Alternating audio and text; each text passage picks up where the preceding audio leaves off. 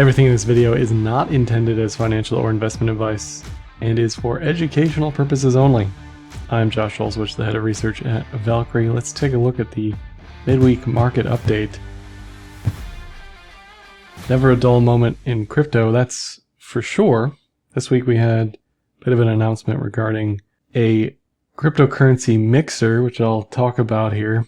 This is directly from the US Department of Treasury and OFAC, who have sanctioned the use of a smart contract, which I think is a first. They haven't sanctioned a specific address, which could be analogous to an account, but in this case they've sanctioned a service code.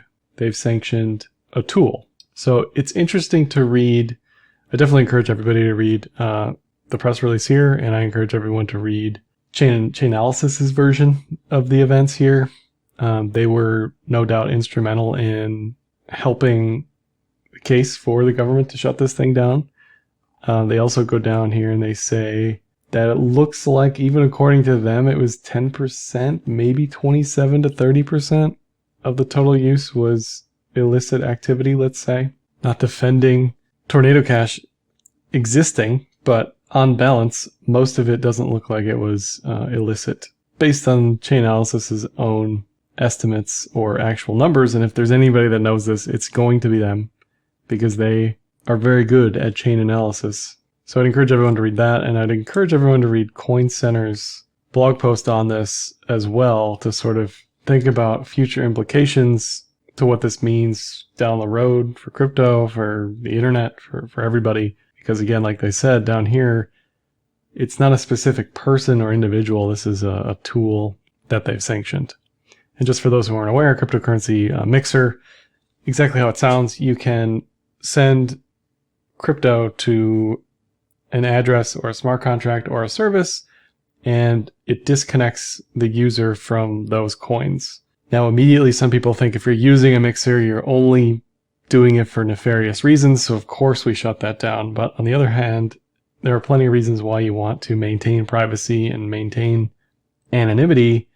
We have examples of this in real life. It's called cash. Not every cash transaction is KYC'd, which is effectively the fear here, is that we have these transactions occurring like cash, just in a digital form.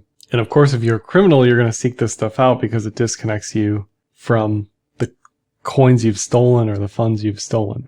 But again, there's legitimate use cases for this. For example, Vitalik, the head of Ethereum, or the co-founder, whatever you want to think of him as, he has said, look, he used this service to donate to Ukraine. We often, as Americans who are probably watching this video, think of the American government specifically. And on balance, for most people, the American government has reasonable specificity on laws and corruption, right? I'm not saying we're perfect, because we're not. But imagine a different country, let's say Russia, where they connect you to a donation to Ukraine, and then they use that information. If you ever come to the country and say, okay, that's a crime, they put you in jail. Or maybe you're in Africa and your government is incredibly corrupt and you're trying to preserve your savings and you're connected to a cryptocurrency and that's deemed illegal, you're put in jail, right? There's plenty of legitimate use cases, especially globally, for services like this. So I think it's definitely easy to understand the illegal aspect of it, the funding terrorism, right? Anything with North Korean involvement, Iranian involvement, definitely a no-go. But we have to be very careful about removing tools or services and never getting anything like that back ever again. So I think that's what Coin Center does a good job of discussing here. And of course, there are other implications. There are implications regarding centralized services like stablecoins. This is a good reminder for people. Stablecoins are a great tool, but they are centralized. You may think, okay, crypto digital assets are fine, but we really don't need that sort of thing because we have stablecoins. Stablecoins are digital dollars, and why would we need Bitcoin or Ethereum or anything else?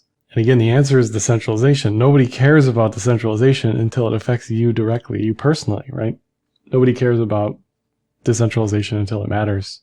So what Circle had to do, they had to follow the law, and they had to blacklist, quarantine, send to a burn address, however they handle specifically on their end, taking this out of circulation, but they have the ability to remove specific coins sitting in specific addresses from circulation. This isn't a surprise. This isn't a shock. Tether has this ability. Any centralized issuer has this ability. So it's important to understand that's very different than most digital assets, specifically Bitcoin, where no one can just take your funds, confiscate your funds, shut down your address. That's not how it works. And here's Jeremy Allaire, the head of Circle, sort of saying, look, we had to comply. Any company who is regulated has to comply. And that's just the way it is, regardless of their personal feelings about it. And he goes on to say some interesting words about personal freedoms and privacy. Again, I encourage everybody to read all this stuff. Very interesting time. But ultimately, they can't not shut this stuff down because they're regulated and that's what they have to do, right? And additionally, on top of all this, on the tool side of things, this is a developer for Tornado Cash whose code on GitHub, which is where the code lives in the cloud. I believe it's owned by Microsoft, but that was also removed. Now, this creates an interesting case regarding the First Amendment and whether or not that's unconstitutional. I'll let people think about that one. But this also promotes the Streisand effect, where you're probably going to see this code show up randomly just everywhere now, just embedded wherever it can sit. And that's what happens when we start to see censorship like this. I also suspect that we're going to see more mixers that are going to be resilient to being shut down like this in the future. We'll see what happens, but events like this may push for increasingly decentralized mixers, like I said, that can't be targeted like this. And another interesting aspect of this is that it's not a specific wallet. Like I said, it's a tool. So you have people, the US government sanctioned the tool. You have people still using the tool and using the tool to send ETH to various addresses. So if OFAC wanted to, they could go after all these addresses and say, look, maybe you were using Tornado Cash. Now, I don't think that's going to happen, but they're going to have to figure out what the implications of this are and what that means for people who were sent ETH using this tool after the fact. This is called a dust attack for those curious. But technically, those wallets all touched Tornado Cash now. And some more ETH news. It's ETH's prom, okay? You have to understand this is ETH's big day. Effectively, it's similar to Bitcoin's halvening event where the block reward decreases substantially. So ETH's protocol merge is coming up potentially by the end of the month. That's essentially what all this comes out to mean. They're getting closer and closer and closer after successive testnets to finally going full proof of stake.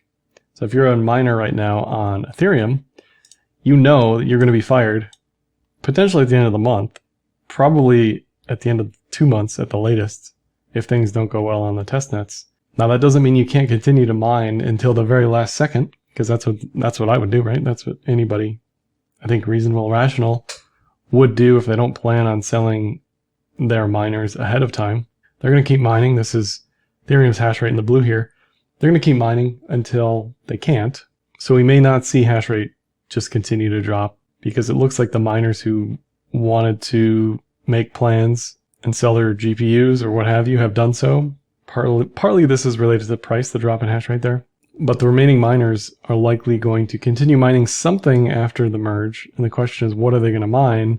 There are a few coins that have a similar algorithm to Ethereum that they can mine. They can also mine any other coin that allows GPUs to mine it. This is semi-restrictive from coin to coin, but largely based on difficulty of the algorithm itself. But some of the Ethereum miners, I guess a vocal minority, has said they're going to fork this chain and they're going to split off as if nothing ever happened on the proof of work side of things. So what you're going to have is the proof of stake chain, the proof of work chain. You may have several proof of work chains, at least attempt to fork off. But the question is, where does the community go? Where does the developers go? Where do the projects go, right? All of that, more likely than not, is going to be on ETH proof of stake. Almost guaranteed. There very likely is going to be very little, if anything, on the proof of work chain. But that hasn't stopped exchanges from already listing ETH POW, which you may have seen, and potentially been confused about. But on one hand, it's good that these exchanges are listing ETHPOW because that allows users who are collecting this fork to sell it, vote with their feet on which network they think is going to survive. On the other hand, it potentially traps retail users who don't know what's going on and think, oh, this is a cheaper version of Ethereum. But it's very unlikely that this ETHPOW stuff lives for an extended period of time, really because there's going to be no oracles on the proof of work fork. Chainlink has said we're going to go on proof of stake. So unless a new oracle steps up or a different oracle for these proof of work chains, all of DeFi is in trouble because all of a sudden there's no oracles there to figure out what prices are what. Curve and a few other of these DAOs kind of have said they don't have a choice in where they go. The community will ultimately decide because that's what happens here. But another thing to consider is where the stablecoins go is inevitably what they're saying where Curve is going to be. And the stablecoin issuers, Tether and USDC, have both come out yesterday and today and just said, yeah, we're not going to support proof of work ETH either. So they have no oracles, no stablecoins. All of DeFi collapses on these proof of work chains. It's just kind of a non-starter. It's a failure to thrive, I guess. I don't know. It just doesn't look like it's going to amount to much. So I'd keep that in mind as this stuff gets closer. But of course, miners are upset that they're losing their revenue model. That's understandable. They can attempt to squeeze out every last cent that they want, but ultimately the community, the users, the developers, all the projects are going to decide, we're going to go to proof of stake. Thank you very much. So that's how that's going to end up. In case you're curious, as far as on-chain activity goes for Bitcoin, still basically flattened down. You know, this is a 7-day average in the orange here of transactions on-chain. And really ever since 2019, these have slowly decayed over time. This big drop here was the miners in China leaving the chain. And we have Lightning Network mixed into all this, which is a layer 2 network where a lot of these cheaper transactions live now, smaller microtransactions. So it's hard to even know, because the network itself is constantly evolving, just like many other networks. It's hard to know and compare this value to yesterday. It's just different. We didn't have Lightning Network in 2016 and 2017. We didn't have all these other chains that we had in 2016 and 2017. So it's easy to look at this and say, well, transactional activity is down. It's never coming back or whatever, right? This is bearish. But it's really not that simple. Just on the past few weeks, transactions slightly up, but not by much on a weekly average. Active addresses is another thing I like to look at for on-chain activity.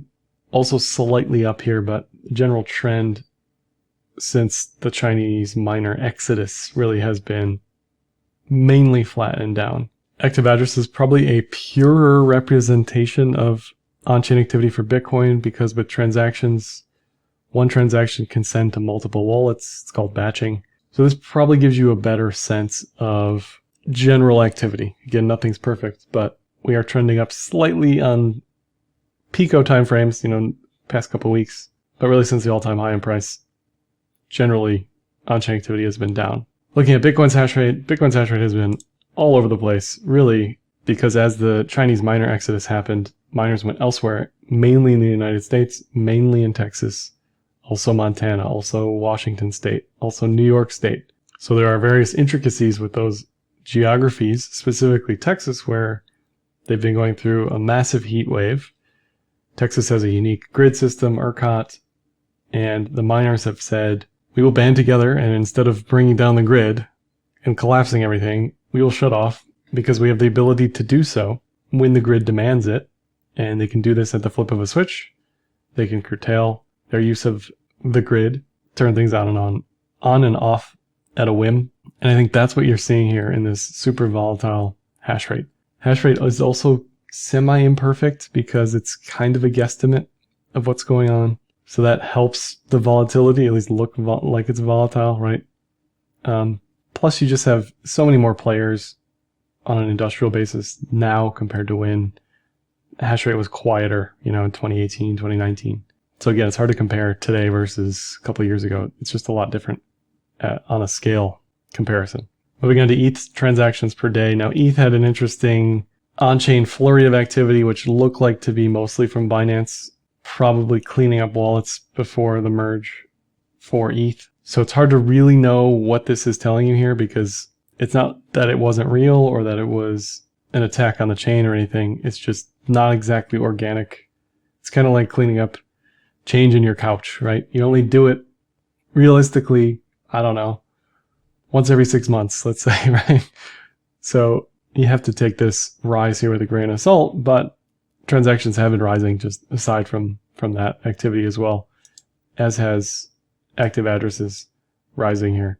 We just won't really know until probably a couple of weeks from now when this averages out, right? When that activity quiets down, because if you go without the weekly average, you think, whoa, look at all this activity on ETH all of a sudden, right? And it's not, again, nothing's ever that simple when you're looking at this stuff. Sort of have to investigate that further and ask what's going on. But on-chain activity has been rising for ETH, which is good. Coming off of the bearish push from all-time high, you're starting to see activity pick up again slowly. One other on-chain activity piece I just want to highlight, this is AVAX. And AVAX has multiple chains, and they have side chains. And this is an example. If we were to include Bitcoin plus Lightning's transactional activity into one graph, it might look like this, where you see all these transactions on side chains or layer 2, other scaling initiatives, rather than just the main settlement layer. And looking at Avalanche's active users, they're still about half they were from the peak. So you're seeing a lot more activity on a relative basis from fewer individuals, right? So again, it's just important to know what's going on with the chain, what's the infrastructure of the chain, and what is this data really telling you? Because if you look at certain sources, you'll just see the C chain, for instance, for Avalanche versus the subnets, which I think is what they're showing here. All right, let's move on to technicals. Technicals for Bitcoin. This is the 2-year MA in the green, 5 times that in the red, midline in the white, and then the 200-week moving average in the neon green here. I show this every week because, when we were at 50K, 40K, 37K, 33K, whatever we were, the target at that time was always the 200-week moving average, because that's where historically we've seen traders come in and bid that area. Doesn't mean it's going to work forever. Doesn't mean it will work now. But in the moment, it does look pretty good for a level 6 months from now where you could say, yeah, that makes sense, right? One other thing about this, if we're looking at the MA multiplier and we get a sense of overbought, oversold, again, no guarantees, not investment advice, but we're at that period, if we're treating this as an oscillator, where we're definitely leaning more towards oversold than overbought. That's for certain. Now, it is beneficial that this chart has only gone up and to the right. So on backtesting, this thing looks amazing, and it's telling you certain things based on backtesting here that may be extremely incorrect if this thing starts curving down instead of up, right? But the trend is your friend until the end, and right now the trend is the 200-week being an important level for a bear market accumulation and trend reversals. One other thing we can look at in lower time frames, as far as trend is concerned, is just general channels. This is a pitchfork, pick 3 points, you get a rate of change. And most of the time, price likes to live near the midline. When price is trying to escape the pitchfork, trying to escape this channel, that's when I start to think of trend reversing. So we've got that on our side. We've got these levels again, the 200-week, the previous all-time high, and this potential setup for a mean reversion to, let's say, 30, right? Whichever number this is when we get there. But ultimately, it's probably going to be around the 200-day moving average. Probably going to be around previous accumulation, assuming we go higher. That for me is definitely the next area on the upside, top side, overhead, however you want to think of that I'm looking at. And as far as channels go and pitchforks, this price can live within these channels for a long time. This is Zcash against BTC, something people may or may not have heard of, but it's a coin against BTC, and this thing has essentially held within this downtrend since inception, realistically. I mean, this is when it was first listed in 2016, and it has not been above that midline since June. Now, obviously, you can adjust this and curve fit this and play around with this, June 2018, sorry. But this is not a bullish picture, right? And this is not what I'm seeing with Ethereum or with Bitcoin. That isn't to say Zcash against BTC may start to do well from here, but ultimately on this trend channel, things do not look bullish by any means. Now here's ETH. ETH is closer to the exodus of that trend channel. It's already back in the previous accumulation range before it fell lower. It's pretty far above the 200 week at this point, and it's definitely closer to the 200 day. So I think what we're going to see is a lot of interesting price action in and around the merge. We're going to see price action in and around any economic data print. And ultimately, my expectation is still that we attempt a full mean reversion to the 200-day moving average. Whether or not we actually exceed that, I'm not so sure. And it depends, I think, what happens around the merge. But at a bare minimum, I certainly like the 200-day moving average. Right now, low time frames for ETH, we're setting up this rising wedge structure with a bearish divergence on RSI, which just means less and less momentum as we're pushing higher and higher and higher. And just if you're curious, these chart patterns most certainly work on crypto if you've only experienced legacy and TradFi. Most accumulation periods you can attribute, as they're happening, to specific chart patterns, whether it be inverted head and shoulders, descending triangle, or in this case, a rising wedge. We can look at these structures forming and say, okay, what's happened historically? What's the probability that these break up or down? Interestingly, maybe in legacy, these actually break down more than they break up. That's how I always assume that these are going to break down. In crypto and digital assets, these do tend to break up. So I'm always vilified when I get bearish when I see this, but I just can't get bullish when I see this, right, with this bearish divergence in the near term. One other example of that is BNB right now. BNB's fully past the point where it mean reverted, and it had this parabolic upside. It had plenty of rising wedge characteristics here and just kept going. The good thing about crypto is you can see all of these variations on all these charts, and you can get a sense of, okay, this is outperforming this. Why is this outperforming? Will this catch up to this? Will ETH catch up to BNB? Will BTC catch up to ETH? Will there be a rotation trade? Will everything pull back around the ETH merge? Is it fair to expect mean reversions on all these charts? Right? Those are the questions a lot of people are thinking about now, especially seeing BNB behave like this. So again, any rising pattern I get bearish on, and generally these do not continue, right? And it's the same reason why when I look at the DXY, that these parabolic trends typically don't last forever. You know, they typically come to a natural conclusion towards the end of that parabolic move. And on top of that, the DXY also has a nice bearish divergence on RSI here with a higher high in price and a lower high on momentum. So like I said at the open, never a dull day in crypto. Lots of interesting stuff going on from a fundamental and technical perspective, certainly. Lots of positioning and posturing coming into the ETH merge, and should be a fun event and an exciting change in ETH's history. That's all for this one. Like, dislike, comment, share, subscribe, and happy trading.